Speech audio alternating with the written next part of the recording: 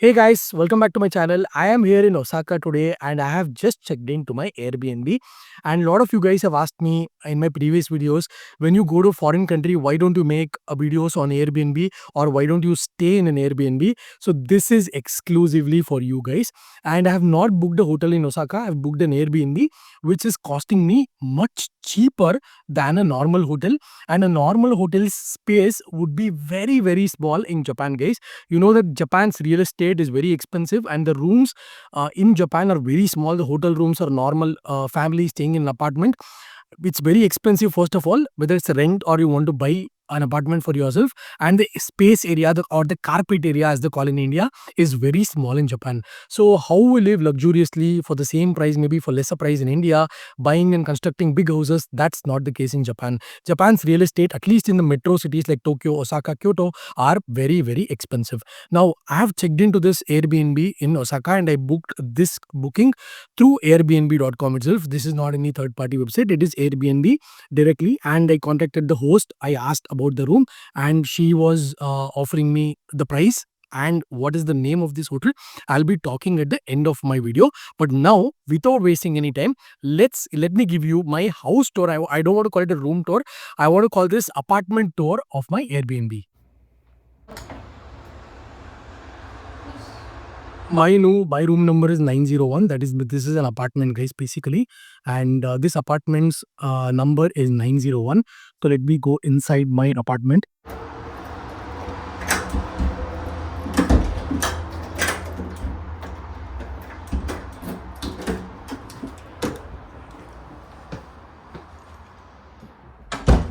So just entered the Airbnb, guys, and the apartment looks brilliant compared to what hotel I stayed in Osaka, which was extremely small. And this has a kitchen.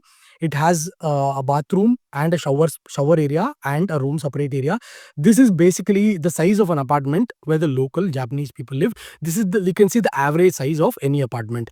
So initially you have a kitchen, you have a kitchen itself, and you have your wash basin, etc., and you have a microwave oven, and you have a refrigerator as well. I am assuming I have not opened this refrigerator yet.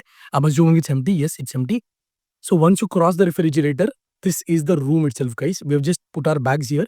And this area is pretty big. It is 2+1. Basically, it's two adults plus one child. So it's a family of three can easily fit in this room and sleep comfortably, guys.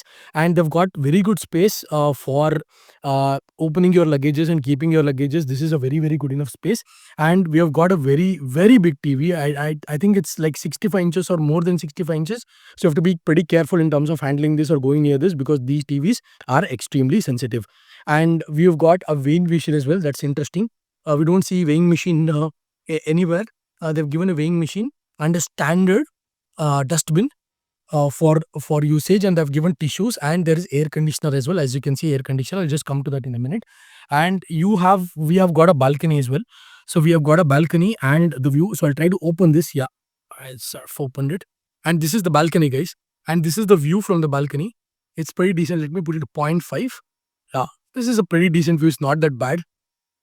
It is a decent view, I would say. And this is the main road. And this is the main road from where we came inside.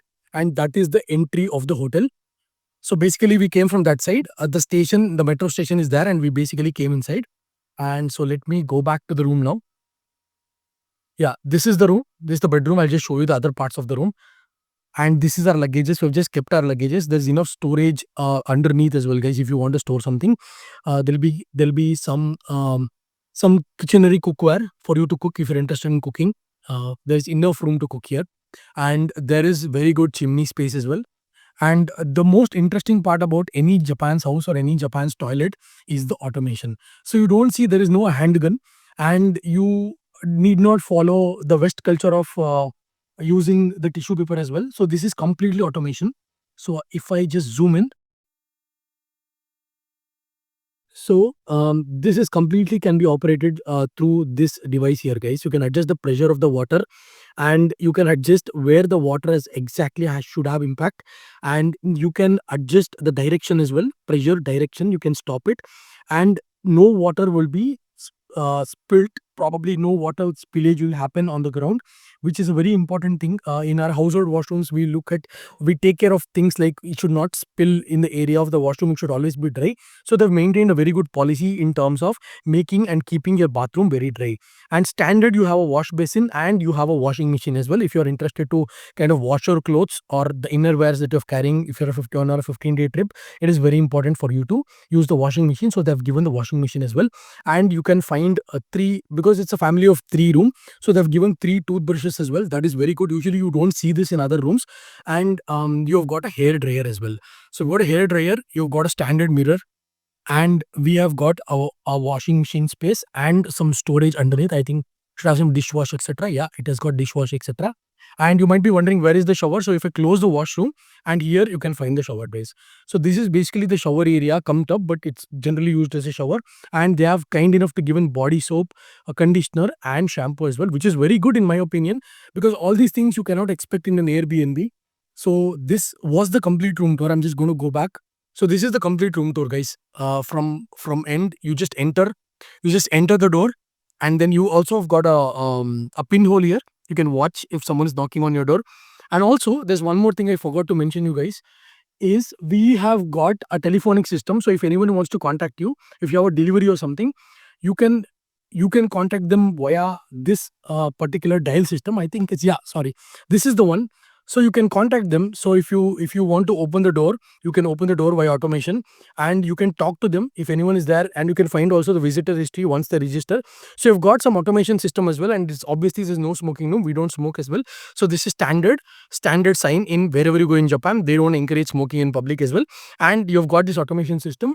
So this is good, guys. I mean, you for what we expected, I think this is pretty good. And don't mind me opening those, because there's hardly any mosquitoes in Japan, and nothing would enter. Even if I leave it all day open, I'm sure nothing would enter. So this is the room itself. I'll just go back to the starting point. Yeah, this is the room itself, guys. This is the room itself, and this is the washroom. That is the shower area, and this is the kitchen, and that is the room itself, guys. So guys, I hope you enjoyed the room tour and my apartment tour basically. And if you want to book this particular apartment, I'll drop the links of Airbnb in the description below. And my experience in this stay was pretty good. The host was pretty decent. And the main advantage of booking an Airbnb is you can live basically like your home. You have a kitchen, you have a dedicated kitchen, you have a dedicated bedroom, and you have washrooms, etc. And you have a balcony. You like get a feel of living in basically a Japan's apartment life in Japan. And these are the advantages, but there are some disadvantages as well when you're living in an Airbnb in a Japan. In Airbnb in any country, not just Japan, sorry, is you don't have housekeeping. The number one is you don't have housekeeping. So if you make your room dirty, nobody is going to come and clean every day, because there is no housekeeping facilities. Even I tried to inquire with the host if there is any additional charges for housekeeping facilities we can avail. He clearly mentioned that we have to maintain our own room. So if you're staying for 3 days, 4 days, or 5 days, please ensure that you keep your room safe, because nobody is going to come and clean. That is the first thing. The second thing is the security, guys. Now, you have your valuables in your room. Of course, it's an apartment, but then there is not going to be a dedicated security or a reception or a check-in counter below this apartment, because this is basically an apartment. This is a house someone is renting, and someone is renting to Airbnb on a daily basis, asking so much.